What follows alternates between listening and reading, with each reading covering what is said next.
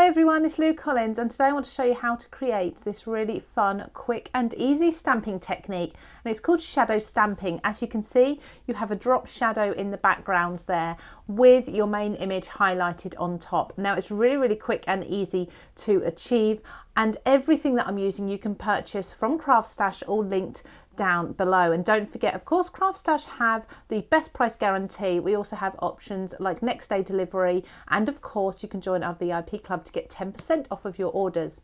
Now I'm also going to be focusing on the textures Snow Flurry Snowflakes. Now this is a recently launched product, and I love the snowflakes. I love the size of them, I love the detail in them, and they are perfect for this technique. Again, everything you can find linked down below.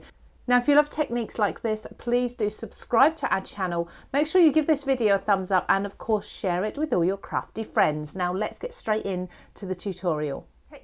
Now for this stamping technique, you're going to need some stamps first of all, and I would say the bolder the better. If they are too fine a detail in them, then you're not really going to see the effect as much. If you've got a little bit of a thickness to the lines like these, they're going to be perfect.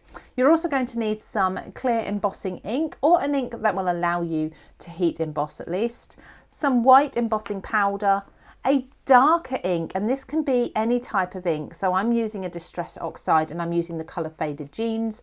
You need some paper or cardstock to do the effect onto, an acrylic block or a stamping platform. I like to use an acrylic block here because I'm going to be stamping multiple times, so it saves me keep moving my paper around in the platform.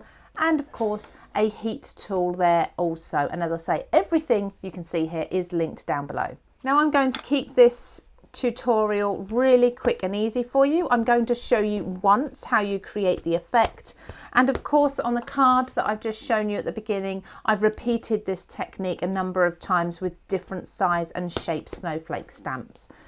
So we're going to first of all ink up our chosen stamp with the darkest colour that you've chosen.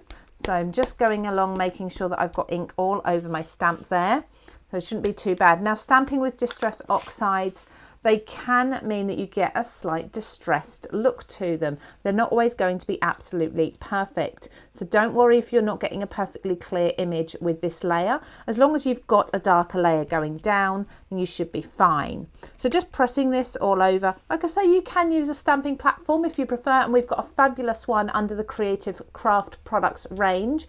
We'll get that link down below as well for you. But an acrylic block, I just, like I say, find easier because I'm going to be doing multiple stamping. So just lifting that up, there you see that slight distressed look that we've got. That's absolutely fine for this layer. You just want to ensure that you're going to get a really good impression on the second layer. Now I'm going to use a wet wipe and just dry this off.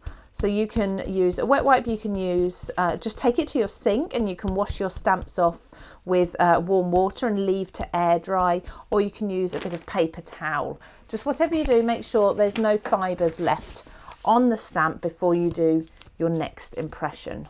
Now it's important to make sure that this darker layer is dry, so I'm going to take my heat tool to it and just give it a bit of a whiz dry to speed it up, but usually distress oxides and distress inks, they will dry ever so quickly. So now we're going to use our embossing ink, and we're going to ink up exactly the same stamp here. And with embossing ink, because I can't see that the ink is there in all the places, I do two things. I take my ink pad to my stamp first of all and press that all over, and then I switch and I do my stamp to the ink pad, and this just gives me peace of mind that I've probably caught all of the detail in the stamp with the clear ink. And then I'm going to come over my image, and I'm actually going to stand up for this, where I usually craft sitting down. But because I want to look over the image there, I want to hover this over where it was last time, exactly where it was last time. And then I'm going to pull my stamp without, I'm not pressing it down, it's just hovering over at the moment, slightly to one side and slightly down. You can go slightly up, slightly to the left, slightly to the right. Effectively, you want to offset this by a few millimetre either way. So you can go diagonally, up, down, left, right, either way. You want to make sure that you're not stamping in exactly the same place, but very close to. So again, as I did last time, just making sure I'm pressing down over all the detail. And again, as I did say, you want to make sure that this layer is perfectly stamped, and you shouldn't have any issues with embossing ink. They do tend to stamp really well, and really nice clear detail in these ones. So peeling that off, there we go. Now you won't see anything at the moment because we need to apply some powder. Now I've got white embossing powder, so I'm going to sprinkle this over. And don't forget to pop a piece of paper or a tidy tray underneath to catch the powder if you wish. I'm just going to be really careful, and straight away you can see the effect that we're going for there. So you've got that kind of drop shadow from the dark ink, and then the white is slightly offset as the foreground. Now I'm going to heat set this. You'll see that white will really pop. The paper that I'm using underneath is actually from a magazine or a magazine box kit. I'm not sure exactly where I got it from now. It was one of the practical publishing magazines from CraftStash, but it had some free papers in it, and I really loved the pattern of the watercolour blue, so I thought I'd use that. So you can stamp and heat emboss onto thinner papers as well as thicker cardstocks.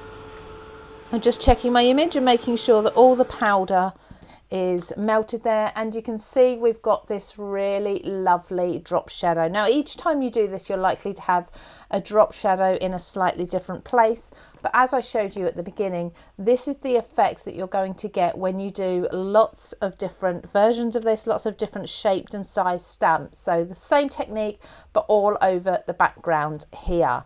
Now, if you enjoy this technique, please don't forget to subscribe to our channel for more stamping and other papercraft techniques. And of course, as I say, please do give us a thumbs up on this video. I hope you enjoyed this. Once more, everything is linked down below for you, and hopefully I'll see you again very soon for another tutorial.